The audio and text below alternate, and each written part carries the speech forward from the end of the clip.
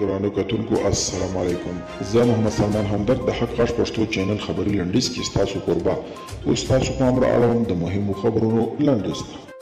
د ولسي جرګې د مواصلاتو او مخابراتو کمیسیون په تازه څرګندونه کې ویلي دي چې د هوایي ډګرونو د امنیتي خدماتو او ځمکنیو انتقالاتو قرارداد له مخکینی شرکت سره تر پای رسېدو وروسته مخکې په غیر قانوني توګه یو اماراتي کنسرسیوم ته لیږدول شوی دی.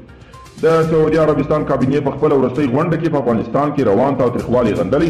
د کابینې دغه غونډه د ملک سلمان په مشرۍ ترسره شوې او په هغه کې په کابل پوهنتون کې وروستی ترهګریز برید هم غندل شوی دی.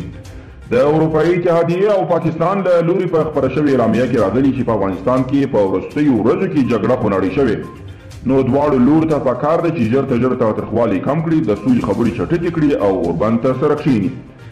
او د امریکا د کانګرس مشر اعلان کړی او ویلي دي چې د ډیموکراټانو یو وار بیا په ستر اکثریت د ولسي جرګې څوکۍ ګټلي.